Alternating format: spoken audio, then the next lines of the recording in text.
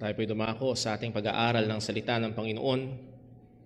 Well, usong-uso ho ang mga pagre-review sa mga balita at yung mga sikat na news agency sa ating bansa ay malapit ng isalang ang mga review nila ng taong 2024.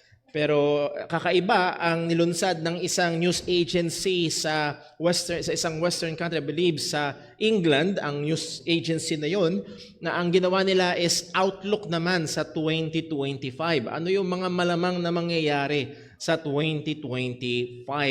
At ilan sa mga binigyan nila ng pansin ay yung kasalukuyan nangyayaring giyera between Ukraine and Russia. Isa pa ay yung nangyayaring gulo doon sa Gaza Strip sa Israel. And then also ang ekonomiya ng iba't ibang mga bansa, particularly ng mga Western countries at mga teknolohiya na maaaring dumating ngayong o sa parating na bagong taon. At kapag sinuma total nyo ho yung news bit na yon, around 25 minutes, mapapansin nyo ho ang isang great common factor na ang magdidikta pagdating sa ekonomiya, ang magdidikta at magbibigay ng matinding epekto pagdating sa Ukraine-Russia war o yung nangyayaring gulo doon sa Gaza ay walang iba kung hindi ang nanalong presidente ng Amerika, si Donald Trump. It's not actually the USA, it is actually si Donald Trump.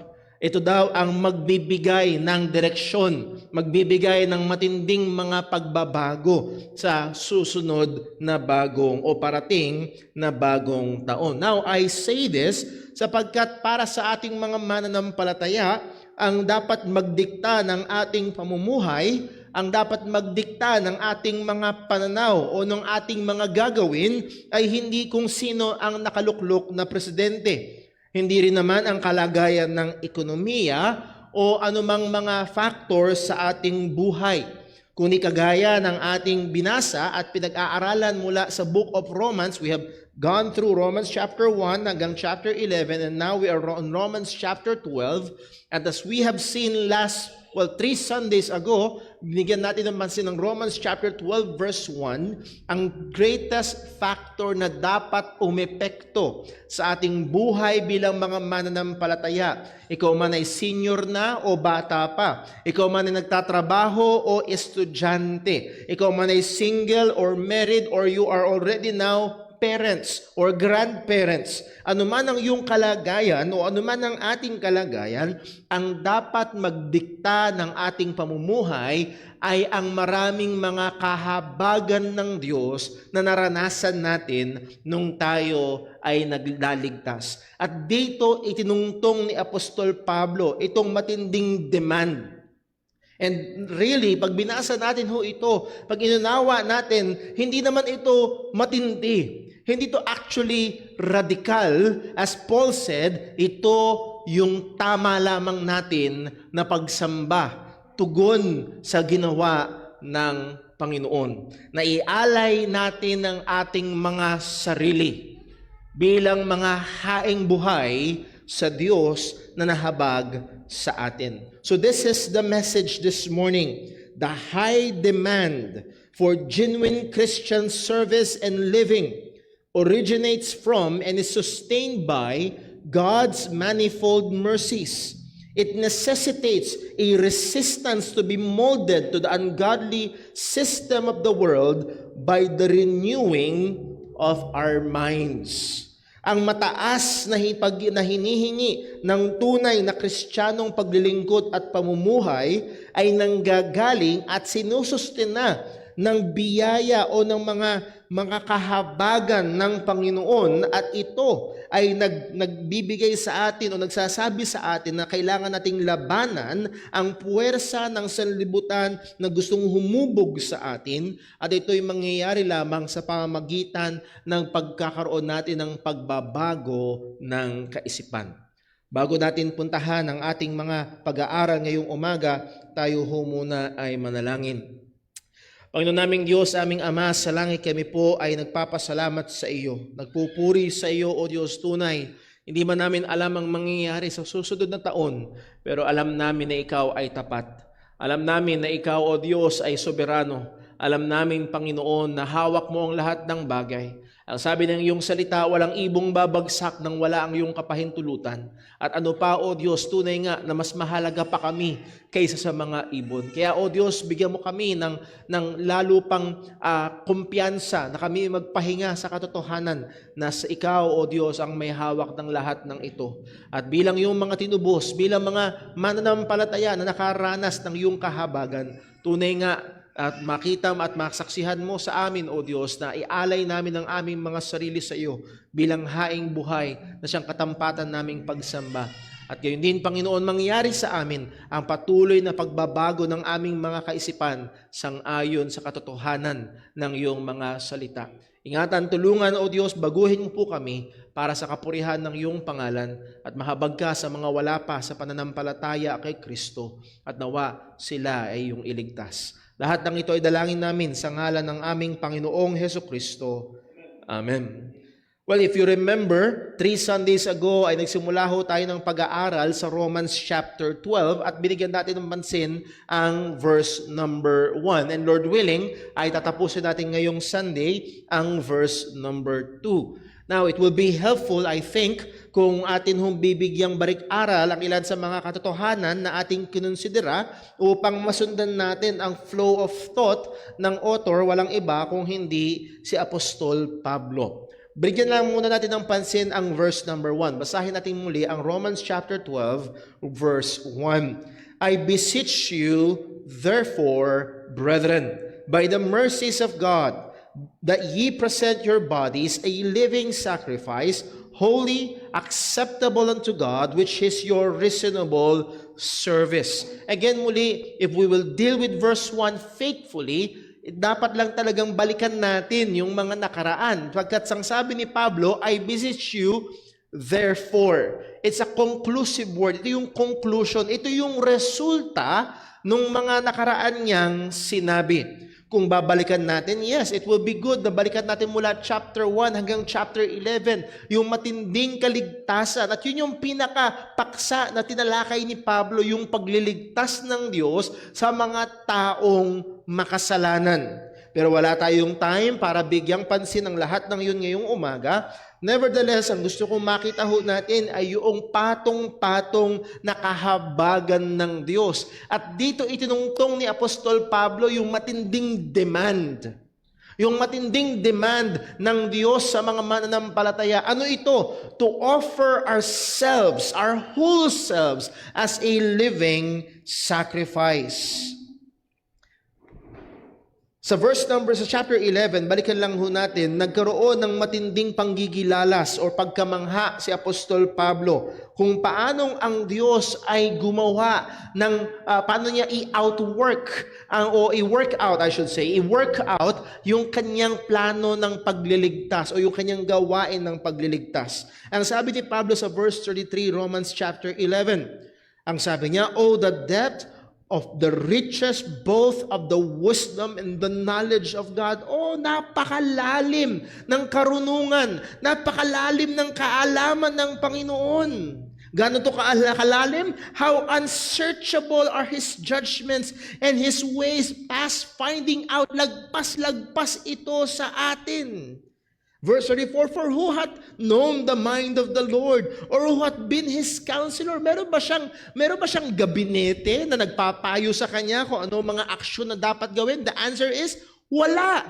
Hindi tinitipon ang mga anghel. Lapit kayo mga anghel, kailangan ko ng input. Hindi ganoon ang ating Panginoon. Siya na merong perpektong kaalaman at perpektong karunungan ay hindi nangangailangan ng tagapayo. Pagdating sa verse 35, "Or who hath first given to him, and it shall be recompensed unto him again." Again, mga kapatid, tayong mga Pilipino ay medyo kilala. Hindi lamang medyo kilala tayo sa kultura na, utang na loob. May nagbigay, kaya tayo merong gagawin. Hindi ganun ang Diyos.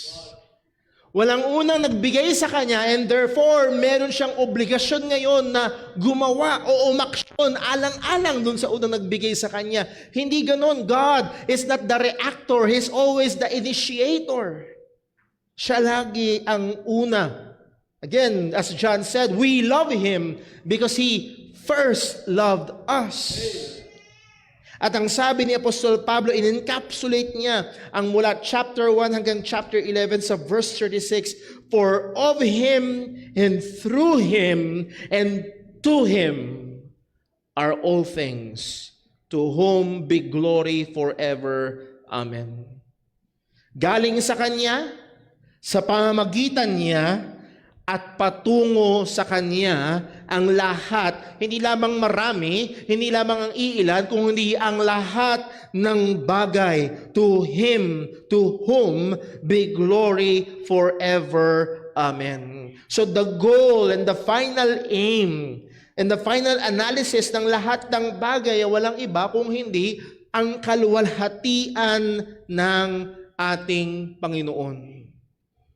Therefore, brethren, I beseech you that by the mercies of God that ye present your bodies a living sacrifice.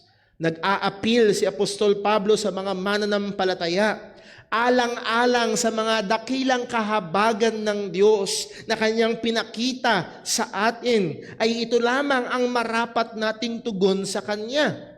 Mula balikan natin sa chapter 11, verse 30 hanggang 32, dito binuod ni Apostol Pablo yung salvation work ng Diyos, yung buong salvation plan ng Panginoon sa kasaysayan. Ang sabi niya sa verse 30, for ye in time past, at yung ye dito, naalala niyo kung sino yun? Sino yun? Gentiles. For ye in time past have not believed God, yet have now obtained mercy through their, sino yung their? Israel, Jews. Through their unbelief, dumating ang gospel sa Gentiles at naligtas ang mga Hentil. Muli, yet, please take note of that word, yet have now, Gentiles have now obtained what? Mercy. Pagdating sa verse 31, even so, have this also now not believed. Sino yung this? Jews. That through your mercy, and again, hindi tayo ang source ng mercy, kung hindi yung mercy na tanggap natin, yung ating kaligtasan, they, Jews, also may what? Obtain mercy. Pagdating sa verse 32, for God hath concluded them, sino yung them? Both Jews and Gentiles in unbelief. Why? That He might have what?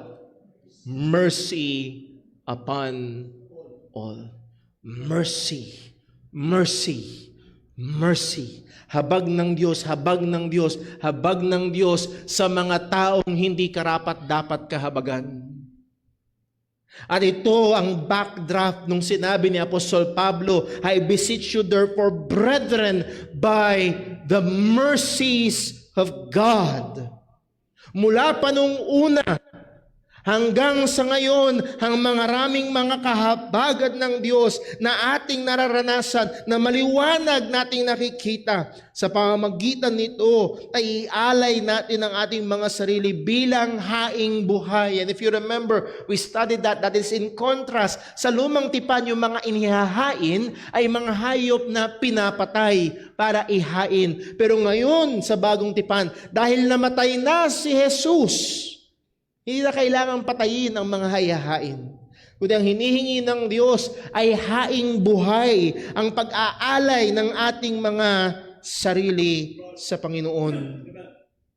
At dinescribe itong ang hahain na ito, it's a living sacrifice, hindi patay. It is a holy sacrifice, that is, it is a set-apart sacrifice. It is a morally holy sacrifice, and it's also acceptable, that is pleasing, nakakalugod sa Panginoon. At noong lumang tipan, ang mga alay o mga hain para maging kalugod-lugod sa Diyos ay dapat pumasa sa mga particular standards. Hindi pwede yung may sakit, hindi pwede yung may bali ang buto, hindi pwede yung kung may kung ano-anong mga defect, yung iaalay na hayop. Ang iaalay na hayop sa Panginoon ay yung the best, sang-ayon sa standard ng Diyos. Therefore, mga kapatid, kung iaalay natin ang ating mga sarili bilang haing buhay, the standard na kailangan nating sundin ay hindi ang ating mga sarili, hindi ang kultura na ating kinalalagyan, kung hindi ang standard ng salita ng Diyos, kung paano tayo dapat namumuhay bilang mga mananampalataya.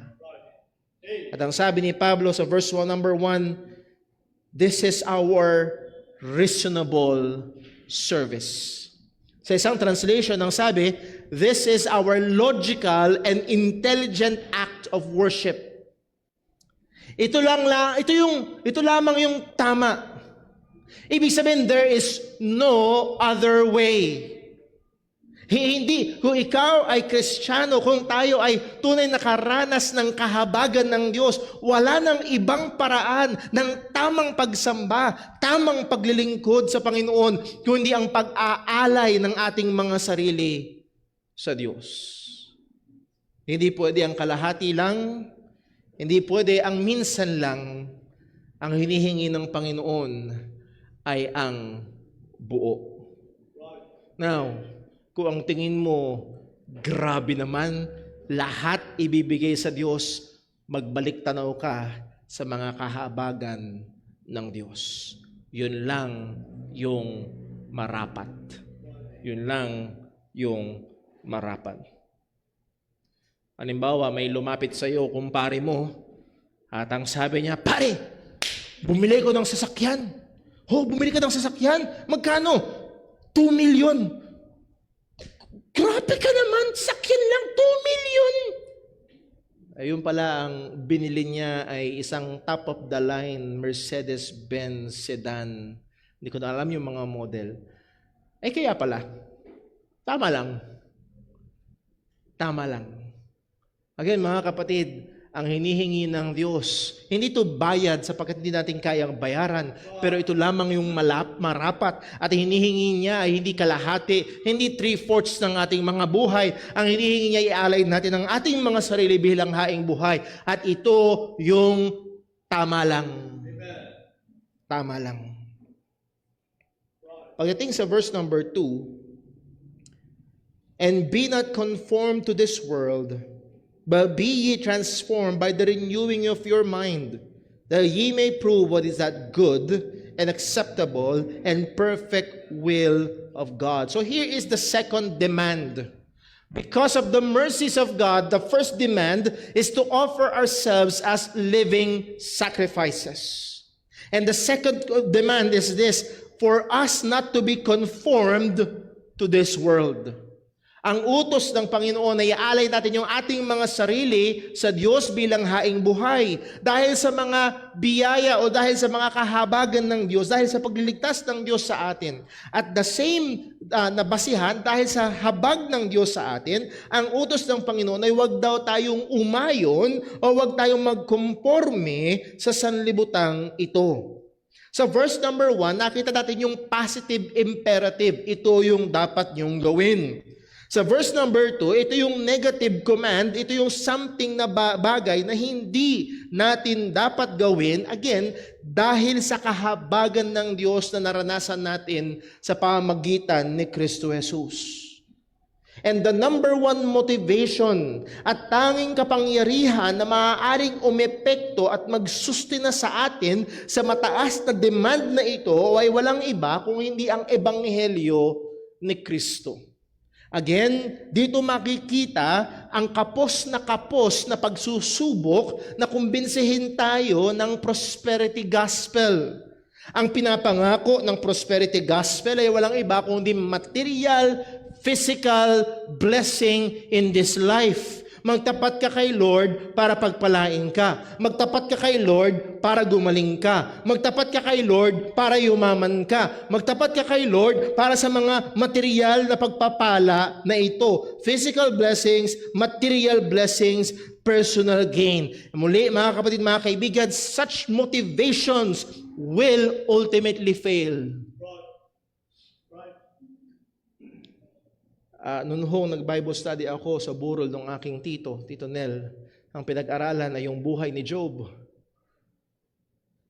At nawala lahat kay Job. Nawala lahat ng ari-arian. Naubos ang anak. In just one day, ubos. Kung doon ka nakabase, at actually, yun yung teorya ni Satanas. Lord, kaya lang naman nagtatapat sa iyan, binakuran mo. Kaya lang naman nagtatapat sa iyan, pinagpapala mo. Subukan mong alisin ng protection. Subukan mong alisin ng blessing. Susumpain ka niya ng harapan. At ito ang develop ng prosperity gospel. Mga taong dedikado sa Diyos. Pero hindi sila dedikado, sila delikado. Na pag nawala ang mga material at pisikal, wala na rin sila. Pero narito, hindi tayo nakatingin sa material o pisikal, nakatingin tayo sa krus ni Kristo. At dahil sa krus ni Kristo, ialay natin ang ating mga sarili. At dahil sa krus ni Kristo, huwag tayong kumomporme, huwag tayong tumulad sa sanlibutang ito. Muli, this is the only motivation na magtutulak ng sapat sa atin, lalo na pag dumarating ang mga mahihirap na sitwasyon. Ang sabi ng salita ng Panginoon, and be not conformed to this world. Be not conformed to this world. Pag pinag-aralan niyo ho, yung word na conformed is imperative in the middle voice. Ang ibig sabihin ng middle voice, the subject of the verb is both the actor and the recipient of the action. Ibig sabihin, siya mismo yung gumagawa at siya rin yung tumatanggap ng aksyon. That means, it should mean, do not conform yourselves and do not let yourselves be conformed to this world. Huwag nating hayaan yung huwag nating ikonforme ang ating mga sarili at huwag din nating hayaan ang sanlibutang ito na iporma tayo. Ibig sabihin, may danger from two directions. Una, mula sa ating mga sarili. Let us not ourselves be conformed to the world. Huwag natin hayaan yung ating mga sarili na makumporme sa sanlibutan. Huwag nating hayaan na yung ating mga sarili ay maayon sa gusto at sa forma ng sanlibutan.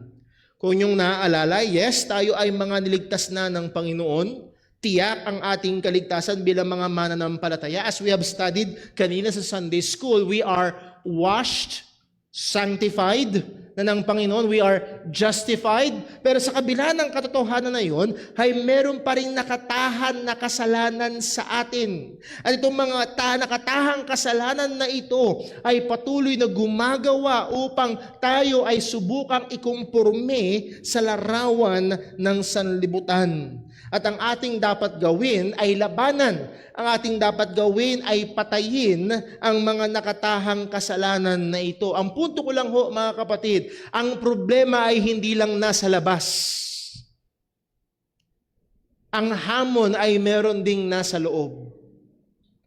Na kailangan nating bantayan, hindi lamang yung mga musika sa labas, hindi lamang yung mga panoorin sa labas, hindi lamang yung mga nakikita at nakakasama sa labas, kundi kailangan nating bantayan ang puso, kailangan nating bantayan ang ating mga sarili na may nakatahan pa ring kasalanan.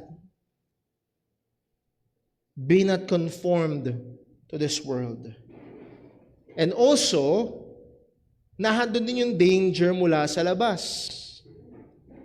That word, world, can be rightly translated as age. Be not conformed to this present age. Ang pinapatungkalan nito is this present evil age. ang sistema ng sanlibutan na ayaw sa Diyos, mga pananaw na hindi makadiyos, mga ideya na ayaw sa Panginoon, mga opinion at aspiration, mga worldviews na laban sa Panginoon. As Paul said, every high thing that exalted itself against the knowledge of God. Lahat ng kaisipan, lahat ng gawain na ayaw at pagre-rebelde laban sa Panginoon. At sinusubukan itong mga ideya na ito na hubugin tayo, iporma tayo, at idikta kung paano tayo mabubuhay. Mga kapatid, hindi natin kailangan na mag-obserba ng malayo at matagal. Pagtitignan lang natin yung nangyayari, lalo na sa mga Western countries, itong wokeism, o kaya itong tribalism. Isang matindi, nung pinakinggan ko itong tribalism, napakadelikado. Na lagi lang it's tribal. Depende kung nasaan kang kampo. Pag ikaw ay nasa kampo ng naniniwala sa Bible, masama ka. Basta naniniwala ka sa Bible, masama ka. Basta naniniwala ka sa Diyos, masama ka. Yun ang lagi nilang pinipinta. Basta hindi ka sumusuporta sa abortion, ang tawag nila, kausap ko po yung tito ko, ang tawag nila sa abortion ay tinatago nila sa terminong women's health. Women's health.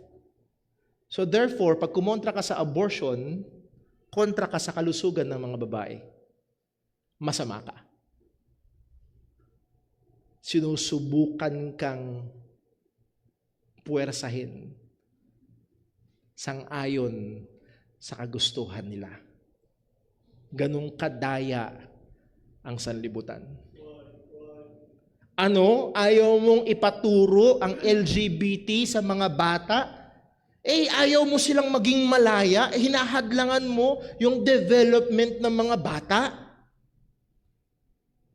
Pinalalabas na ikaw ang masama. Sabi nga nung isang mambabatas, hindi nga sila pwedeng kumuha ng lisensya hanggang sila ay 18 o 21. Bakit pwede sila mag-decide sa kanilang kasarian pagdating ng 14 o 13? So muli, itong mga kaisipan na ito ay sinusubukan na tayo ay hubugin upang tayo ay masang-ayon sa kanilang kagustuhan. Sadly, maraming mga Kristiyano, nagpapakilalang Kristiyano, even mga churches or whole denominations ay bumibigay sa matinding pressure. Sa matinding pressure ng radical feminism. Kaya meron mga churches na nag-ordain ng mga babaeng pastor. Ay, hindi ko ba naniniwala na pantay ang lalaki at babae? Ay, naniniwala, pantay ang lalaki. Ay, di, payagan mo magpastor. Bumibigay ang mga denominations, bumibigay ang mga churches. Hindi ka ba naniniwala na ang Diyos ay pag-ibig? Naniniwala. Ay, di payagan mo ikasal lalaki sa lalaki, babae sa babae. Again, the pressure of the world. Be not conformed. May problema mula sa loob, may nakatahang kasalanan, may problema mula sa labas, at tayo ay tinatawag ng Biblia, alang-alang sa mga kahabagan ng Diyos sa pamamagitan ni Kristo, be not conformed. Huwag tayong tumulad, huwag tayong umayon. Our allegiance is not to ourselves. Ang ating allegiance, ang ating katapatan na hindi sa ating mga sarili, hindi sa mga ideolohiya sa labas, kung hindi kay Kristo na namatay sa krus para tayo ay tubusin. Be not conformed to this world. So yes, tayo tinatawag na ialay ang ating mga sarili bilang haing buhay. At tayo tinatawag ng salita ng Diyos, huwag tayong kumumporme at umayon sa gusto at lakad ng sanlibutan na ayaw at rebelde sa Diyos. Ano dapat ang ating gawin? Rather than being conformed to the world, ang sabi ng salita ng Diyos, but be ye transformed. But be ye transformed. Mula sa Greek word na metamorpho, dito galing yung ginagamit na salita, metamorphosis. Ibig sabihin ay pagbabago, to change, transfigure. This word metamorpho is the same Greek word na ginamit Nung dinescribe ni Matthew yung nasaksihan nila nung nag-transfigure ang ating Panginoong Jesus doon sa Mount of Olives. Now, like the word conform, that this word transformed is also in the middle voice. Nang ibig sabihin ay yung actor and recipient, the subject is both the actor and the recipient of the action being performed. Ibig sabihin tayo bilang mga nakaranas na mga kahabagan ng Diyos na nagligtas sa atin ay dapat gumawa at dapat mag-exert ng effort for ourselves not to be conformed but to be transformed. Tayo tinatawag ng salita ng Diyos upang gumawa at upang mag-exert ng effort upang tayo ay magbago. Transformed to what? Ano ang klase, yung aming mga anak, si Leah at si Timmy, isa sa mga paborito na ng laruan niya, yung clay. Yung clay. At minsan, meron silang clay, pero kung ano-anong ginagawa nila, so anong ginawa ko? Binuksan ko yung TV, naghanap ako ng, nagmumold ng clay sa YouTube, and then, anak, gayahin mo to. At nagsimula si Timmy, si Leah, hindi masyado, pero nagsimula si Timmy na sinubukan niyang gayahin yung nakikita niya doon sa TV. Now, what is, kung tayo ay inuutusan ng Biblia to be transformed into what? Sabi ng Colossians chapter 3 verse 10, Colossians chapter 3 verse 10, and have put on the new man, which is renewed in knowledge after the image of Him that created Him. Ang imahe na kung saan tayo dapat ay umayon ay walang iba kundi sa imahe ng Diyos. Ang Diyos sa kanyang mga katangian, sa kanyang kaperpektuhan ay dapat tayo bilang mga mananampalataya ay magsumikap ng ating mga buhay at buong pagkatao ay umayon dito. Sabi nga ni Pablo, pag tinuloy natin sa Colossians chapter 3 verse 12, put on therefore as the elect of God, holy and beloved, what? Bowels of mercies, kindness, humbleness of mind, meekness, long-suffering, forbearing one another, and forgiving one another. If any man have a quarrel against any, even as Christ forgave you, so also do ye. And above all these things, put on charity, which is the bond of perfectness. Now, does it sound familiar? Ito rin na yung sinabi ni Paulo sa Galatians chapter 5 verse 22. But the fruit of the Spirit is love, joy, peace, long-suffering, gentleness, goodness, faith, meekness, temperance. Against such, there is no law. These are yung mga katangian ng ating Panginoong Hesukristo. These are God-like characteristics na dapat ay tayo bilang mga mananampalataya ay i-pursue natin na ma-transform ng ating mga buhay sang-ayon dito. Remember, in these two imperatives, do not be conformed, but be ye transformed is in the middle voice. We are doing the action, and the action is also being done to us.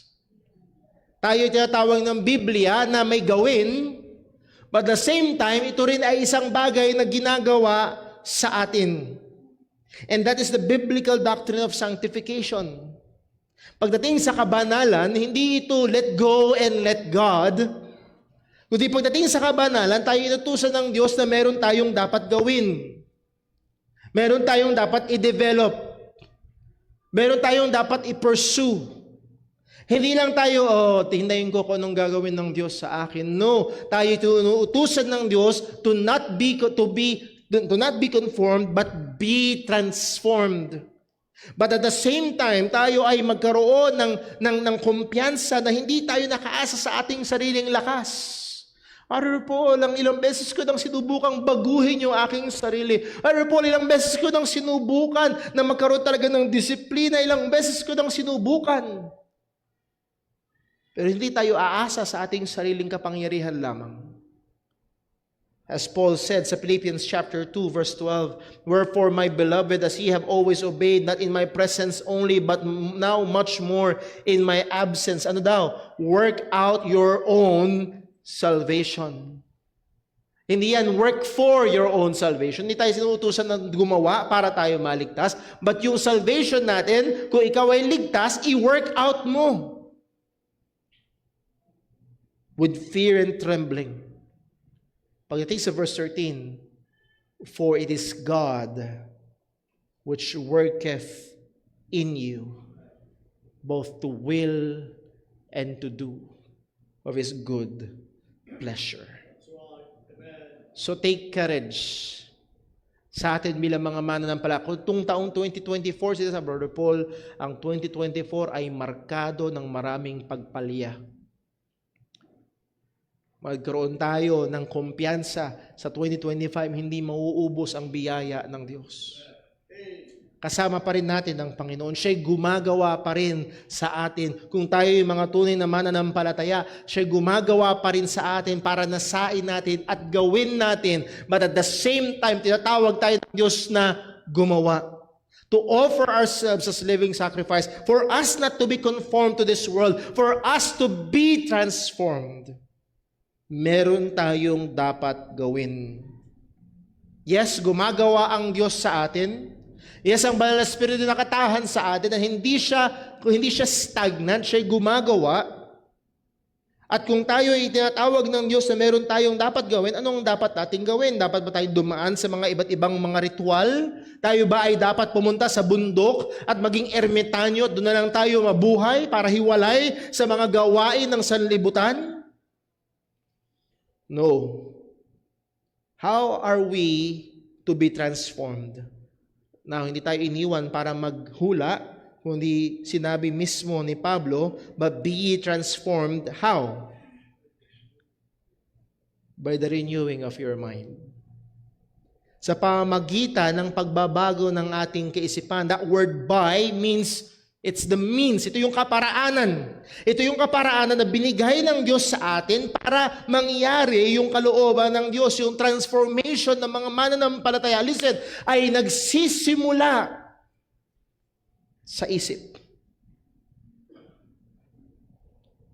Sadly, maraming mga Kristiyano, maraming mga churches at tagapagturo na tila baga ang pangunahin dapat nating puntiryahin ay ang damdamin. No. Sa salita ng Diyos, ang una ay ang kaisipan, susunod na lamang ang emosyon o ang damdamin. The primary battlefield pagdating sa buhay pananampalataya ay hindi ang pisikal, hindi ang emosyonal, kung hindi ang mental, ang ating kaisipan. Kaya nga ang sabi ni Apostol Pablo, pagdating sa digmaan ng espiritual, ang ating armamento ay hindi pisikal. Ang sabi niya sa 2 Corinthians chapter 10 verse number 3, for though we walk in the flesh, we are not waging war according to the flesh.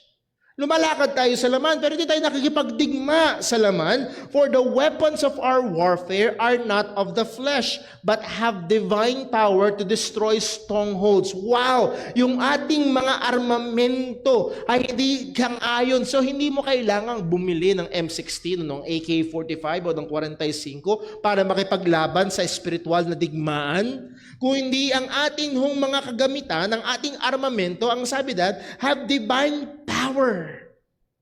Ang kapangyarihan nito ay hindi bomba. Ang kapangyarihan nito ay galing sa Diyos. At gaano ito kalakas? To destroy strongholds.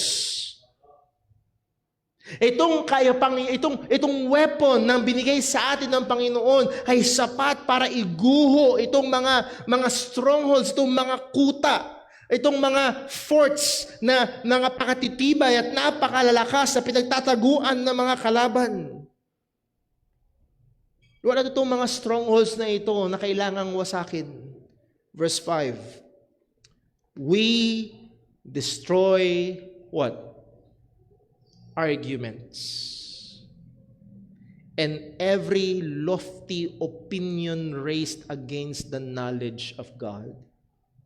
And take every thought captive to obey Christ. Ang pangunahing warfare ay nasa kaisipan. Dahil bago ito bumaon sa puso at bago ito magawa ng kamay, ito muna ay dadaan sa kaisipan. It is very important, mga kapatid, mga kaibigan, na bantayan natin ang ating isip. Bantayan natin ang ating mga kaisipan. Hindi lamang ito defensive but also offensive. We must be actively renewing our minds. By the renewing of our minds. Therefore, listen, mali at hindi healthy ang kaisipan ng iba. Well, dito na ako nagising sa paniniwalang ito, dito na ako mamamatay. We must be engaged in the renewing of our minds na handon ng pagbabago ng ating kaisipan. Again, hindi ito pagbabago mula sa tama patungo sa mali, kundi ito pagbabago mula sa mali patungo sa tama. Ano ang primary tool natin para mangyari ang pagbabago na ito? Paano magagawa ito? Ang sabi ng ating Panginoong Hesukristo sa John 17 verse 17, "Sanctify them by thy truth. Thy word is truth."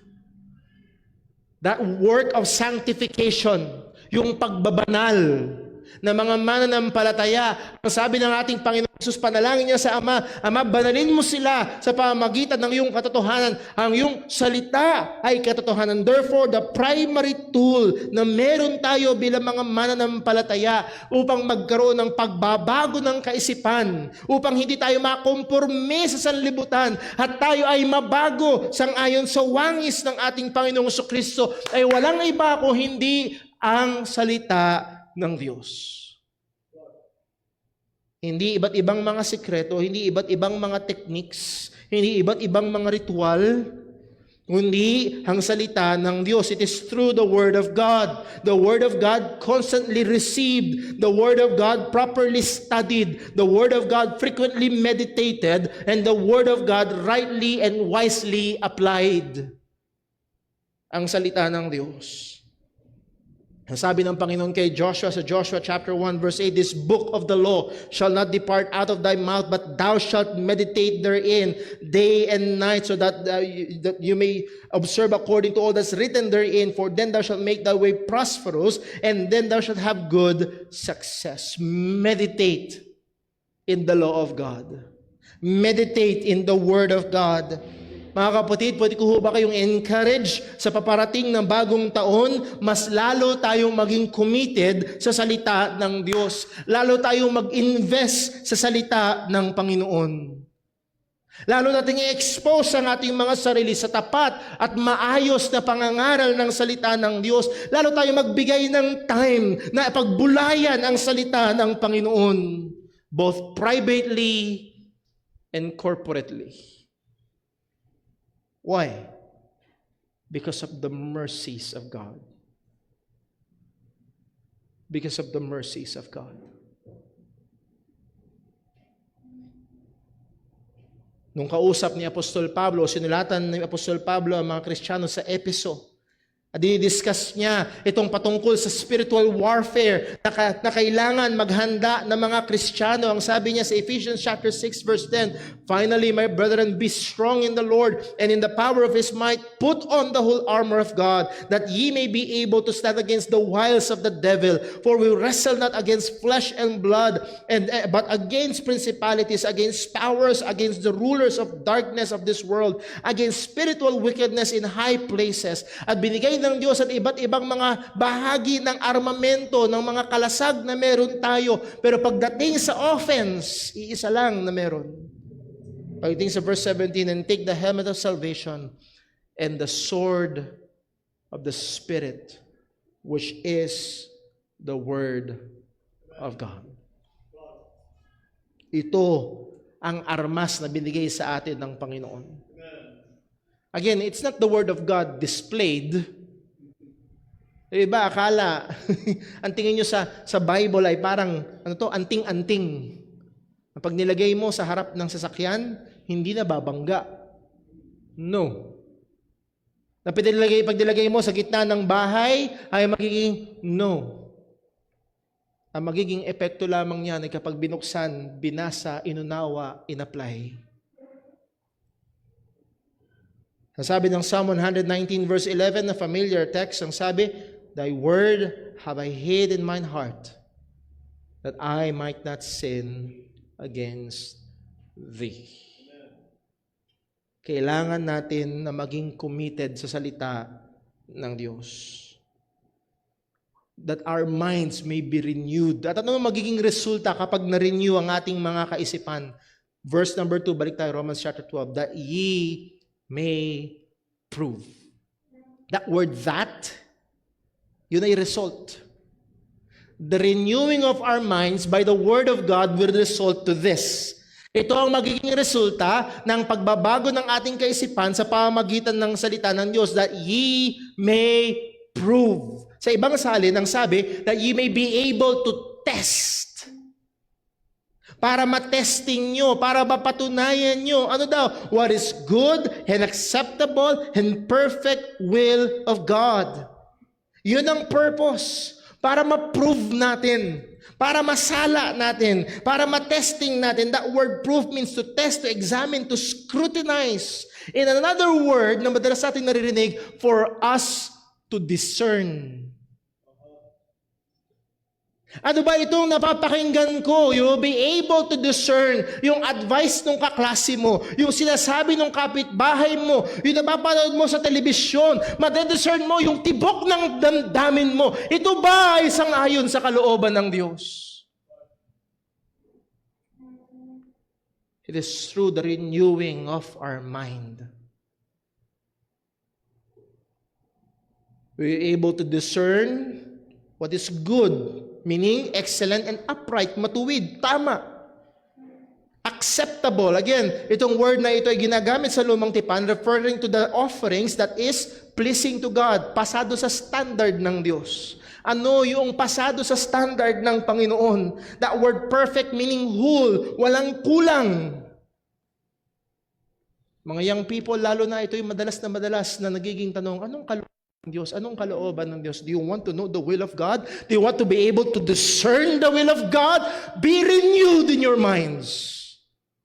Magbabad ka sa salita ng Diyos at pagdating ng decision making, you will be able to discern. Anong kurso ang kukunin ko? Sinong liligawan ko? Kanino ako magpapaligaw? Kailan ako magpapakasal? Paano mangyayari? Anong gagawin? Hindi natin alam ang darating sa 2025. Yes? Hindi natin alam. Pero napakaganda, we will be equipped with our minds being renewed daily, always ng salita ng Diyos.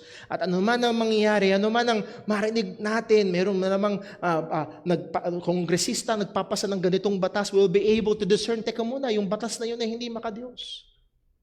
May marinig kang guro sa iyong eskwelahan, ito yung tinuturo, teka muna, hindi yun sangayon sa kalooban ng Panginoon. Inaaya ka ng iyong kabarkada, tara dito, gawin natin ito. You'll be able to prove what is that good and acceptable and perfect will of God. Again, this new year, not just this coming new year, every day, every moment, ang demand sa atin ay ito. I beseech you therefore, brethren, by the mercies of God, as you present your bodies a living sacrifice, holy, acceptable unto God, which is our reasonable service. Dahil sa mga kahabagan ng Diyos, ialay natin yung ating mga sarili bilang haing buhay. Dahil sa mga kahabagan ng Diyos, be not conformed to this world. Ang dapat ang gawin natin, be ye transformed. Paano natin gagawin itong transformation na ito? By the renewing of your minds. Paano? Sa pamagitan ng salita ng Diyos. That we will be able to prove, to test, to discern what is that good and acceptable and perfect will of God. Mga kapatid, hindi ko maalala kung sino yung kasama ko noon sa sasakyan. Ang sabi ko sa kanya, ang goal ko ho bilang pastor ay hindi kayo laging nagtatanong sa akin. Kasi hindi naman lahat masasagot. At hindi ako laging kasama. Yes? Hindi niyo ako laging kasama. At mahirap kapag lahat ng desisyon, teka muna, tatanungin ko muna kay Brother Paul. Mahirap ko yun dahil, una, pwede magkamali si Brother Paul. Pangalawa, hindi ko alam lahat ng detalye.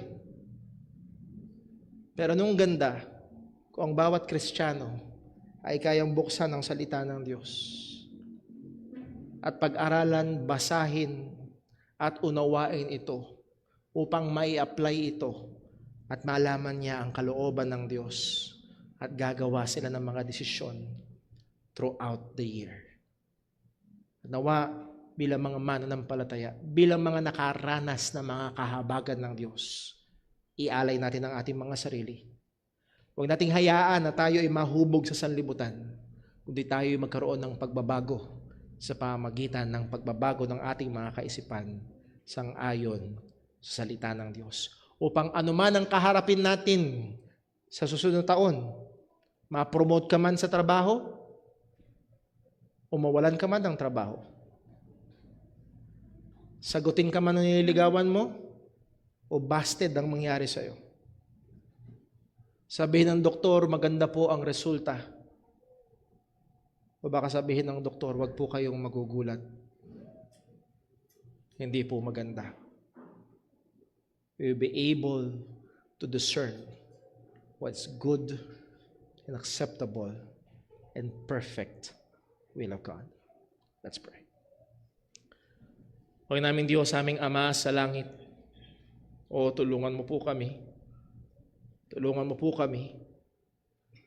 Napakadalas, O Diyos, na binabase namin ang aming pamumuhay sa iba't ibang mga bagay. Tulungan mo po kami, kagaya ng sinabi ng iyong salita, na ito'y ayon namin, ibase namin sa mga kahabagan mo na aming naranasan. Dahil, O Diyos, nahabag ka sa amin at niligtas mo kami sa pamamagitan ng iyong bugtong anak, marapat lamang na iaalay namin ang aming mga sarili sa iyo. Lord, tulungan mo po kami. Kung meron man dito, O Diyos, na iaalay ang sarili sa trabaho, na iaalay ang sarili sa pag-aaral, na iaalay ang sarili sa mga relationships, Lord, tulungan mo kami, O Diyos, na basagin ang mga Diyos-Diyosang ito at alang-alang sa mga biyaya at kahabagan mo, iaalay namin ang aming mga sarili sa iyo. At tulungan mo kami na huwag mahubog sang-ayon sa sanlibutang ito. Tulungan mo kami na huwag mamuhay sang-ayon sa dikta ng sanlibutan na ayaw sa iyo. Kundi, O Diyos, tulungan mo kami na magkaroon ng pagbabago, tuloy-tuloy na pagbabago. Sa pamamagitan ng pagbabago ng aming mga kaisipan, O Panginoon, patawad po sa aming pagkukulang na magbigay ng katampatang panahon sa iyong salita. Lord, maliwanag ang iyong salita, man shall not live by bread alone, and how often we neglected your word. Patawad po, O Diyos. Patawad po sa katamaran. Patawad po, O Diyos, sa mga panahon na aming kinakaligtaan o pinababayaan ang iyong salita. At tulungan mo nawa kami, Panginoon, na lalo pang maging dedikado sa pagbabasa, sa pag-aaral, sa pagbubulay ng iyong salita.